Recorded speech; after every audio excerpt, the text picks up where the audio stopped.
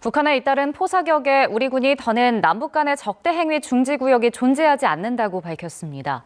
이 같은 완충 구역은 앞서 9.19 합의에 따라 마련된 건데 사실상 백지화되면서 중단됐던 훈련도 전면 재개됩니다. 한반도 정세 긴장감도 고조되고 있는데요. 국방부 연결해서 더 들어보겠습니다. 최민기 기자.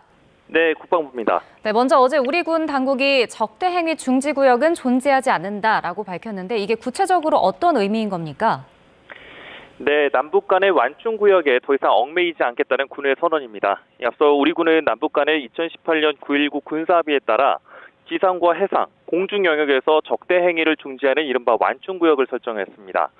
지상은 먼저 군사 분계선을 경계로 남북으로 5km씩 10km 폭의 완충 구역을 둬서 이 지역에서의 포병 사격, 연대급 이상의 야외 기동 훈련을 중단했습니다. 또 해상에는 북방 한계선 NLL 일대에서 서해 135km, 동해는 80km씩 해안포와 함포 사격, 해상 기동 훈련을 금지했습니다. 공중에도 기종별로 서부 지역은 최대 20km, 동부 지역은 40km의 비행 금지 구역을 설정해서 이곳으로의 군사적 비행을 차단했습니다. 이 같은 완충 구역을 통해서 남북의 긴장을 완화하자 이런 취지였는데요. 그렇지만 우리 군은 그동안 북한이 지난해 무인기 도발을 포함해 3,600여 차례나 합의 사항을 빈번하게 위반했다는 점을 지적하면서 이 같은 결정을 내렸습니다. 특히 지난 5일부터 서해 완충구역 내에서 포사격을 계속하면서 이번에 서해뿐 아니라 동해, 지상까지 완충구역을 아예 없애겠다고 강하게 대응하기로 한 겁니다.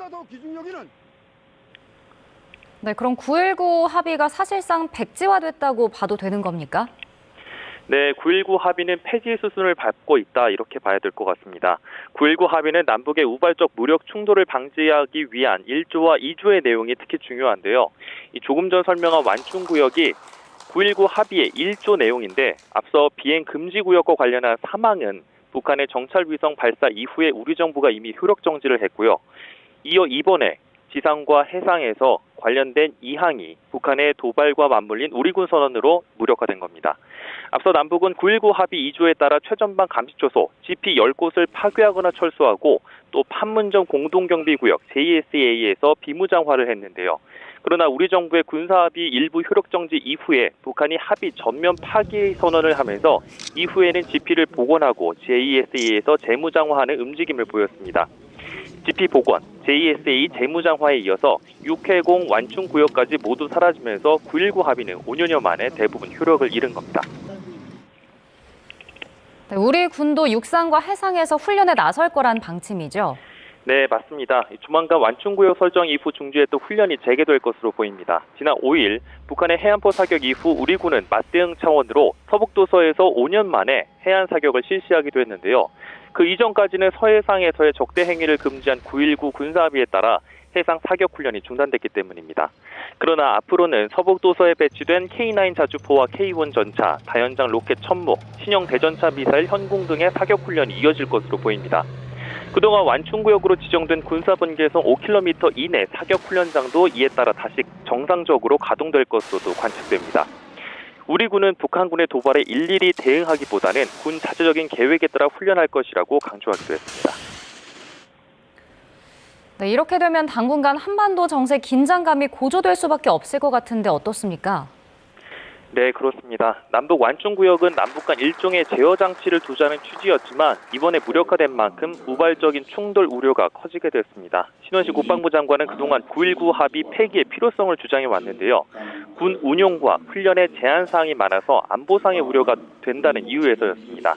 대신 강한 군사력, 대비태세를 통한 억제력 강화를 강조해 왔는데요. 힘에 의한 평화입니다. 이같이 군사적 긴장이 고조되는 가운데 어제 드론 작전사령부를 찾았던 신원신 장관의 발언을 직접 들어보겠습니다. 북한이 도발을 했을 때 도발을 억제하는 것은 도발을 통해서 얻을 수 있는 것보다 잃는 게 훨씬 많다고 북한이 느끼면 억제가 됩니다. 억제가 되면 평화가 유지됩니다. 이처럼 신 장관이 드론사를 찾은 것도 북한이 지난해와 같이 무인기 도발을 해올 경우 마찬가지로 북한에 첨단 드론을 투입하겠다는 경고를 보내기 위한 것으로 풀이됩니다. 신 장관은 우리 군의 즉각 끝 기세를 강조해 오고 있는데요. 적이 도발해 오면 즉각, 강력히, 끝까지 응징하라는 맞대응 방침입니다. 이처럼 남북이 강대강 대치를 이어가는 가운데 해상과 지상에서의 완충구역 무력화를 빌미로 삼아서 북한이 기습적인 도발을 해올 가능성도 있는 만큼 긴장감이 점차 고조되고 있습니다. 지금까지 국방부에서 YTN 최민기입니다.